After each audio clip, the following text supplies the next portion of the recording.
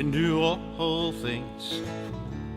I can do all things through YAHUSHUA, who strengthens me.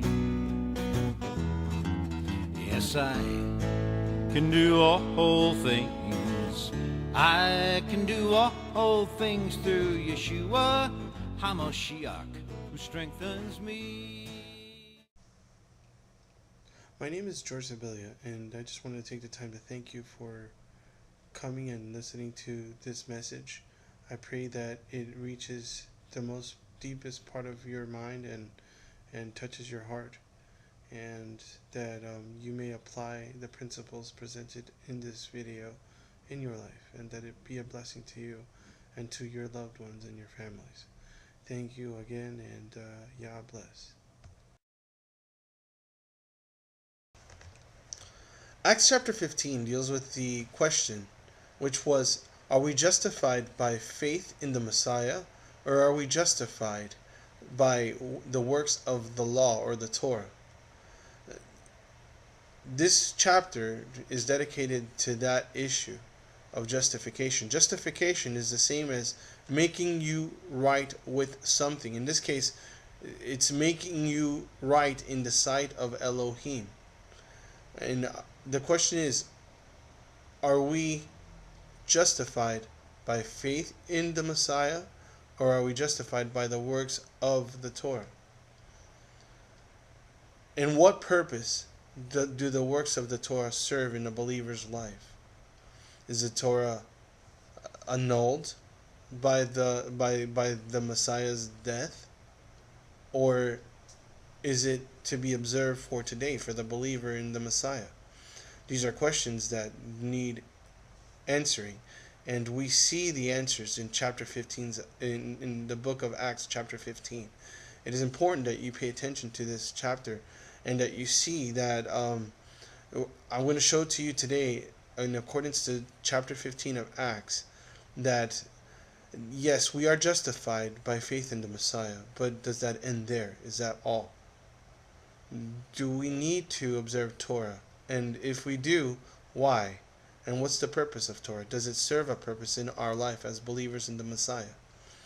And this is a question that needs answering, and if you're listening today, this is what I'm going to attempt to answer. So stick around, and right now I'm going to read chapter 15, and then I'll have a commentary. And thank you for listening so far. Yah bless. And certain men came down from Yehuda, and were teaching the brothers, unless you are circumcised according to the practice of Moshe, you are unable to be saved. So when Shaul and Barnabas had no small dissension and dispute with them, they arranged for Shaul and Barnabas and certain others of them to go up to Jerusalem to the emissaries and elders about this question.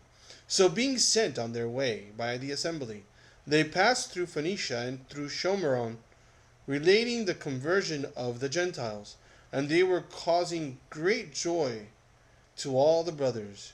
And having arrived in Jerusalem, they were received by the assembly and the emissaries and the elders, and they reported all that Elohim had done with them.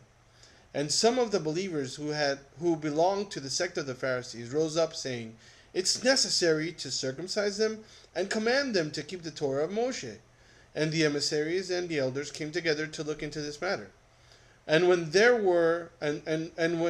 there had been much dispute, Kepha rose up and said to them, "Men, brothers, you know that a good while ago Elohim chose among us, that by my mouth the Gentiles should hear the word of the good news and believe. And Elohim, who knows the heart, bore witness to them by giving them the set-apart spirit, as also to us, and made no distinction between us and them, cleansing their hearts by belief. Now then, why do you try by putting a yoke on the neck of the taught ones, which neither our fathers nor we were able to bear? But through the favor of the Master YAHUSHUA, Messiah, we trust to be saved, in the same way as they." And all the crowd was silent, and were listening to Barnabas and Shaul, declaring how many miracles and wonders Elohim did among the Gentiles through them. And after they were silent, Jacob answered, saying, Men, brothers, listen to me. Shimon has declared how Elohim first visited the Gentiles to take of them a people for his name. And the words of the prophets agree with this. As it has been written, After this I shall return and rebuild the booth of David, which has fallen down, and I shall rebuild its ruins, and I shall set it up, so that the remnant of mankind shall seek Yahuwah, even all the Gentiles on whom my name has been called, says Yahuwah, who is doing all this, who has made this known from old. Therefore I judge that we should not trouble those from among the Gentiles who are turning to Elohim, but that we write to them to abstain from the defilements of idols, and from whoring, and from what is strangled, and from blood. For from ancient generations Moshe has in every city those proclaiming him, being read in the congregations every Sabbath. Then it seemed good to the emissaries and elders with all the assemblies to send chosen men from among them to Antioch with Shaul and Barnabas, Yehuda being called Barsaba, and Sila, leading men among the brothers, having written by their hand this, the emissaries and the elders and the brothers, to the brothers who are of the Gentiles in Antioch, Syria, and Cilicia, greetings. Since we have heard that some who went out from us have troubled you with words, unsettling your lives, to whom we gave no command, it seemed good to us, having become of one mind, to send chosen men to you, with our beloved Barnabas and Shaul, men who have given up their lives for the name of our Master Yahushua Messiah. We have therefore sent Yehuda and Sila, who are also confirming this word by a word of mouth. For it seemed good to the set-apart Spirit, and to us, to lay upon you no greater burden than these necessities, that you abstain from idols, from what is offered to idols, and blood, and what is strangled, and whoring. If you keep yourselves from these, you shall do well. Be strong. They therefore, being sent off, went to Antioch, and having gathered the crowd together, they delivered the letter, and having read it, they rejoiced over its encouragement. I wanted to speak about verses 16 and 17, which is directly quoting the prophet Amos. Amos 1, just to be precise, let me tell you exactly where that can be found. It's Amos 9, verse 11. It says, In that day I shall raise up the booth of David which has fallen down, and I shall repair its breaches, and raise up its ruins, and I shall build it as in the days of old. Alright? I'm going to read that again. In that day I shall raise up the booth of David which has fallen down, and I shall repair its breaches, and raise up its ruins, and I shall build it as in the days of old. Well, that's Amos 9, verse 11. And it is known, or you can see that that Jacob, which everybody knows as James, he's when he gets up to speak in verse 16, he starts, he actually starts speaking before, but when we get to verse 16, as part of his speech, and he starts saying, After this I shall return and rebuild the booth of David which has fallen down, and I shall rebuild its ruins, and I shall set it up. What's the purpose of that remnant, of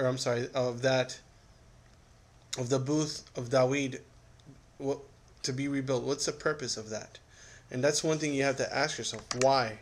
Why is the Mishkan of David, or the booth of David, being built again, or rebuilt?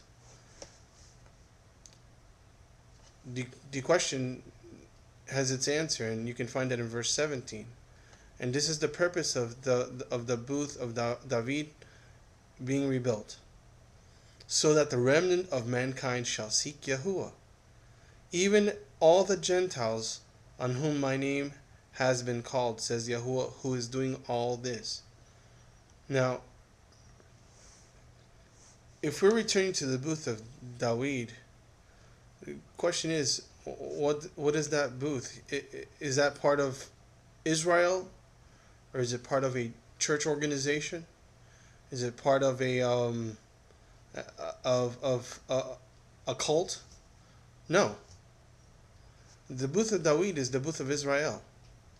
The booth of David is the reunification, or the unification of all 12 tribes, which has not happened yet totally. It started happening when Jacob is speaking here in verse 16 and 17.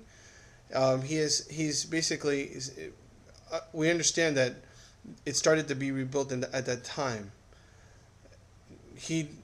The kingdom has not been established because it's not meant to be established yet.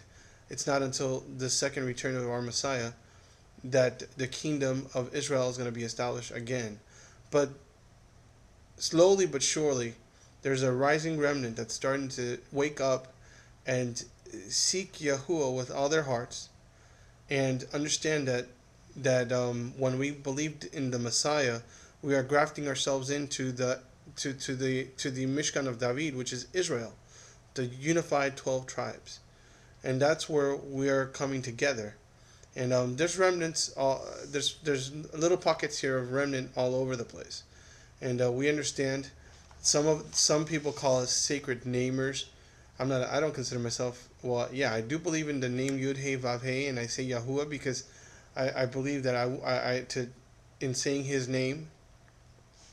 Yet, I don't condemn anybody who has a different pronunciation of the name, but just the fact that we are pondering upon His name and we're thinking of His name, because His name is very important. Yud Hey Vav Hey, that's His memorial. He says that in Exodus when He speaks to Moshe, and that's something that we have to take seriously. His name is precious, and it's not to be taken lightly. Anyway, obviously, we understand that the reason that the booth of David was rebuilt is so that the remnant, like it says in verse 17, of mankind shall seek Yud He Vav He, or Yahuwah. Even all the Gentiles whom my name has been called, says Yahuwah, who is doing all this. Right? This work that's being done as we speak is not something that I can just make up. It's something that's happened. Basically, I grew up in a home where, yes, we believed in the scriptures. We believed in the complete Bible. Yet we ignored certain aspects of the Bible, and we embrace other aspects of it, and we picked and chose that which we are to observe. Yet, our Messiah tells us differently. Our Messiah says that He did not come to weaken the prophets or the Torah of Moshe. In fact, I'm going to read that to you verbatim. You can find that in the Besorah, or the Gospel of Matthew. All right, chapter 5, verse 17. He says it this way. He says, "Do not think that I came to destroy the Torah or the prophets. I did not come to destroy, but to complete. For truly I say to you, till heaven and earth pass away, not one jot or tittle shall by no means pass from the Torah, till all be done. Whoever then breaks one of the least of these commands, and teaches men so, shall be called least in the reign of the heavens. But whoever does and teaches them shall be called great in the reign of the heavens. For I say to you that unless your righteousness exceeds that of the scribes and Pharisees, you shall by no means enter into the reign of the heavens." Well, basically, the Torah is not a thing of the past. The Torah is a thing of the present. And He started rebuilding when He died and rose again from the dead. He started the rebuilding process of the booth of David. And in so doing, He opened the door so that all those that were close, which was the southern kingdom of Judah, and those who were far and scattered, which were among the Greeks of the scattered Israelites, can come to know the Almighty, can come to know Yahuwah. And if we look closely at chapter 15, there's a reason why if you look when Jacob was discussing, or when Jacob gave them the 4 requirements, all those requirements that he gave the Gentiles that were being grafted into to Israel again, all right, they were being grafted in. They're considered the wild olive branches. They were being grafted into Israel. Jacob, he basically gave the reason why he only gave 4 requirements for them to follow at first, to be able to be accepted into the fold, into the family again. And I'm going to read you those requirements because it's important that we notice it. All right. He says, but that we write to them, verse 20, 15:20, Acts 15:20, says, but that we write to them to abstain from defilements of idols, and from whoring, and from what is strangled, and from blood. All these requirements are found in Torah. Those are 4 Torah requirements. And now the reason he only asked for those 4 to start off start them off in the discipling process, because it's a process. And the reason he only gave them those 4 is because those are things that we can do immediately without any questions asked. It's not difficult. Once you accept the Almighty, when you accept Elohim in your life, through you believed in the Messiah, you're grafted into Israel, all right? You will automatically want to stop defiling yourself with the idols. You're not going to want to whore. You're not going to want to go after other Elohim, or you don't want to do, have illicit sexual contact with other people that you're not supposed to. You're not going to want to eat what's strangled, because that's in Torah. Okay? And you're not going to want to eat blood. And for all those who like eating blood and call themselves Christian, that's kind of weird. But this is what the 4 requirements that he gave the new converts to Judaism, because they were converts to Judaism through the Messiah. That's what they really were. And he gives a reason for those 4 requirements in verse 21. He says, from ancient generations, Moshe has in every city those proclaiming him, being read in the congregations every Sabbath. Okay? He gave them those 4 requirements to start off so they can be accepted in and grafted into Israel immediately. And he says that for Moshe has been preached in every city. And by implication, because that of Moshe being preached in every city, being read aloud every Shabbat, every Sabbath, every 7th day, the new converts, right, they were going to come and they were going to start hearing the word of Yah, and they were going to start applying it in their lives as they heard it and they understood the instruction, because Moshe is being preached every Shabbat. So by implication, they were going to keep Shabbat. They were going to keep the beginning of the feasts. Shabbat is the beginning of the feasts. There are 7 feasts, Israelite feasts, and you can find those in Leviticus chapter 23. And the Shabbat is the beginning of those feasts. It's like it's a sign, and it comes from creation. It's not something that only the Jews had. Everybody had it. Everybody should have it. But it's exclusive. It's exclusive for Israel, because Israel was chosen out of the nations because of the love of the fathers, especially Abraham, who we know as the father of faith. Now, going back to the question of justification, right now we know that Moshe is being preached in every city, so that means the disciples are learning. The new disciples, they're learning, and they're going to start applying the principles found in Torah, because he's being proclaimed every Sabbath. They're going to start learning the principles of Torah, and they're going to start applying it in their life.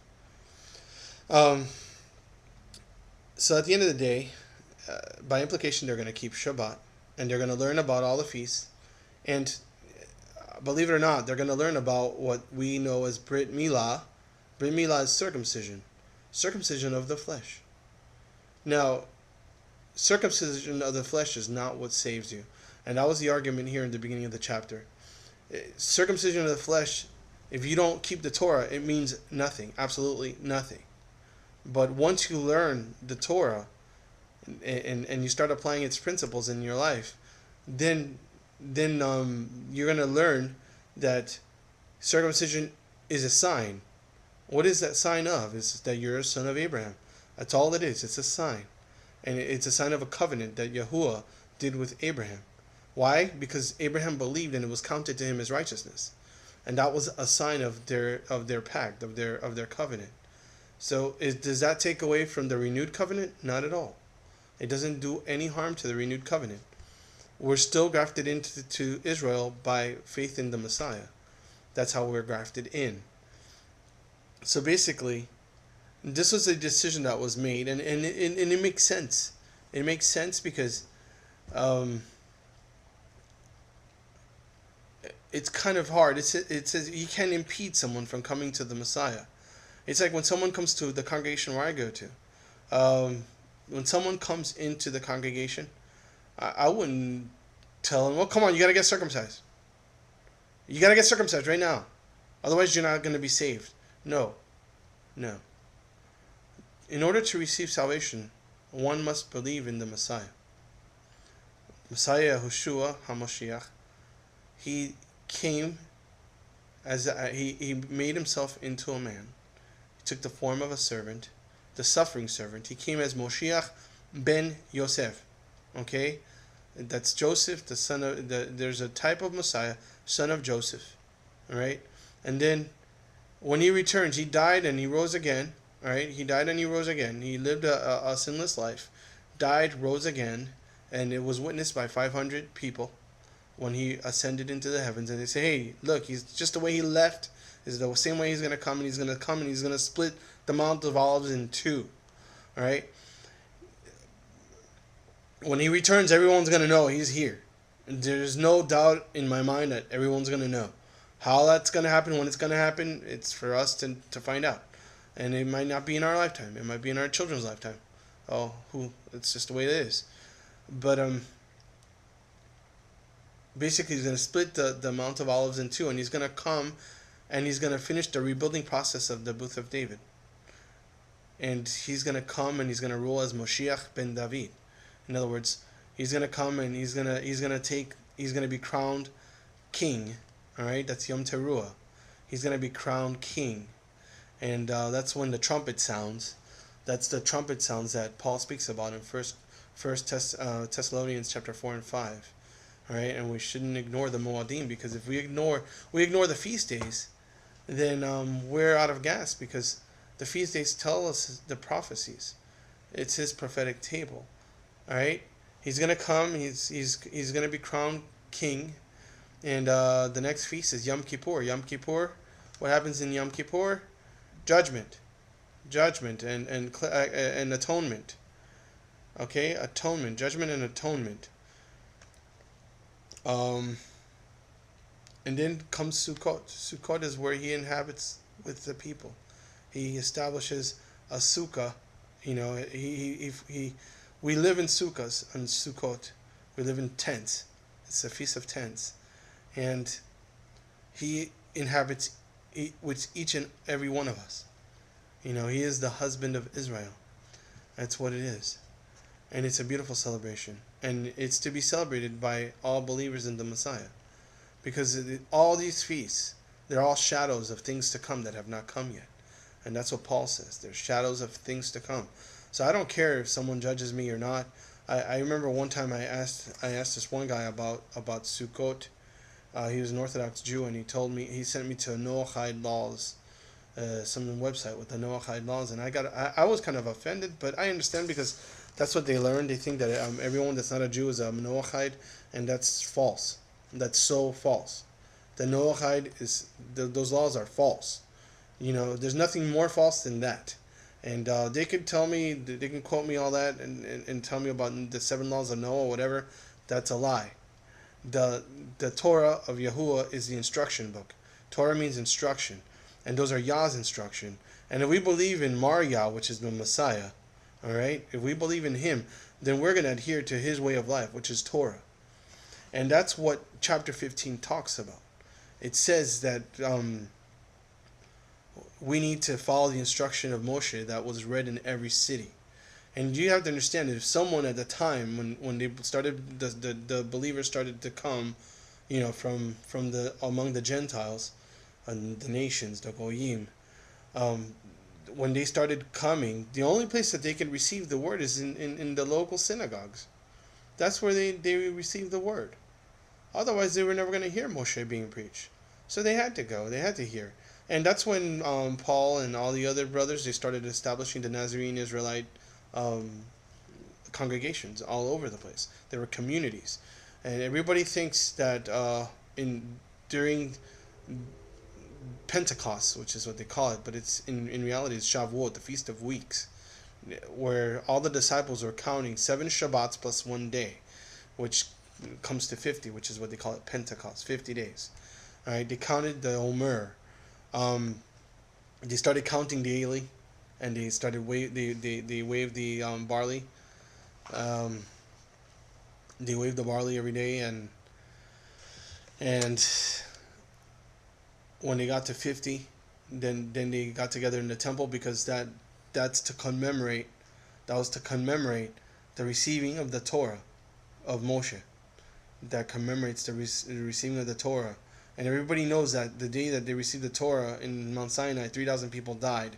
But when the disciples were in the temple and they were commemorating, that's when the Ruach of Yahuwah fell upon the disciples and fell upon all those that believed in YAHUSHUA HaMashiach. And that's when they started speaking in the tongues of fire, which were tongues, which when they were speaking, the Spirit opened the ears of all the people that came from all over the place to hear the wonders of Torah spoken in their own native languages. So it was something that was a miraculous sign that was done by the Spirit, and it was not done by man. So at the end of the day, my conclusion is this: we need to adhere to the Torah of Moshe, not to be saved, not to receive justification. It doesn't you're not justified by following the Torah. You're not. You do righteousness when you follow it, but you're not justified by it. You're justified by the Messiah. So those who are outside of Torah, you need to come to Torah, because that Torah and Messiah Yahushua are synonymous. He is the living Torah. He wants us to walk the way he walked. He wants us to live the way he lived. Paul said, "Be an imitator of me as I am of Yahuwah, or as I am of Moshiach Yahushua." Okay, he said, "Be an imitator of me as I am of Moshiach Yahushua." All right, and if we are to imitate Paul, all right, we need to imitate him according to the Torah, because Paul lived out the Torah. He confessed that neither in his confession, in his defense, he said that he didn't sin against the traditions of his fathers, and he didn't transgress. He only believes and upholds the Torah and the prophets. All right, he just followed it through the way. The way is Moshiach. Moshiach Yahushua said, "I am the way, the truth, and the life, and no one comes to the Father but through me."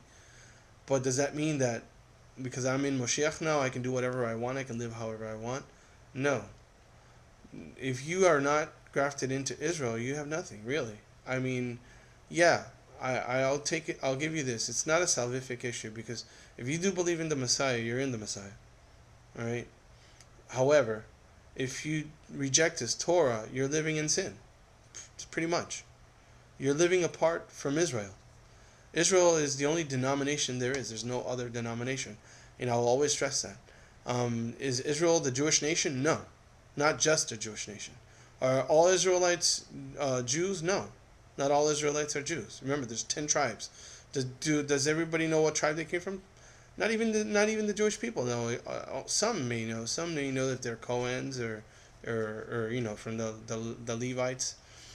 But most likely they don't know what tribe they're from. They might be from Benjamin, or they might be from Judah, or who knows. However, not all Israelites are Jews, but all Jews are Israelites. Right? They are Israelites, and I regard them as my brother, even though they don't believe in the Messiah Yahushua. And they're still my brother, because what unifies us is the Torah. The Torah of Moshe unifies us, yet the living Torah separates us. And I believe that Mashiach Yahushua unapologetically is the living Torah. And I confess that with all my heart. Whether or not someone chooses to believe in him, that's their choice. I made my choice, and I went into covenant through him. And through him, I learned in his word that I am grafted into Israel. And I'm in the process, and still in the process, of learning his Torah. I think I'm going to die in the process of learning his Torah and trying to apply it into my life as he allows me to. And as I learn new things and I apply new things in my life, I started by keeping the basic things.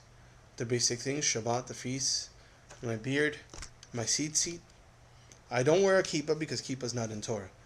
But I respect those who believe that you have to wear a kippah. I don't. In my congregation, I wear a kippah. In fact, I'm not against them. The reason I probably don't have it is because I want to reach a greater audience, and I don't want you to be threatened. So sometimes you put on a kippah or you put on tzitzit and all that, and people are like, they're like, that's too much for me. That's too much for me. And I understand. It's not an easy thing to swallow, but if you're listening to me today, don't harden your heart against the Torah of Yahuwah. Because if you read all the Psalms compares a person who follows the Torah as a tree that's standing by living waters, by rumbling waters, and it gives its fruit in its season, and its leaf does not wither. And basically, it serves, when you follow Torah, you are sanctifying yourself. You're setting yourself apart. You're getting closer to the Almighty. It's not a salvation issue, but it's a discipleship issue, and it's something that needs to be addressed in each believer's life. And I believe that with all my heart, and I say this message with all my heart to my fellow Christian. You call yourself Christian. I don't go by that title any longer, but I was saved through the name of Jesus. I know his name is not Jesus, but I knew the Messiah of Israel, and I believed that was his name before, but I learned that is not his name. That's a translated name, and I decided to correct that in my life. But I'm meeting you where you are, my fellow Christian brother too as well.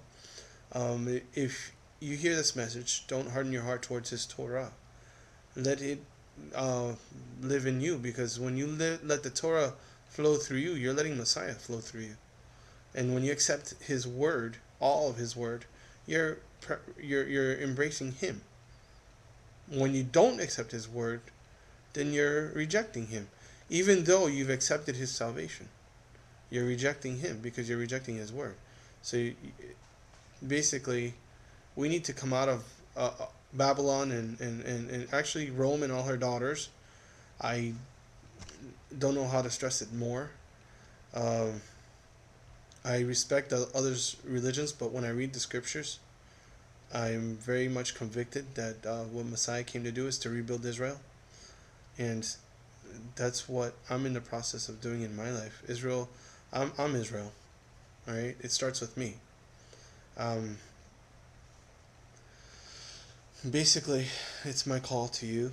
If you want to pay attention, pay attention. If you don't, then it's your choice. But you have a choice.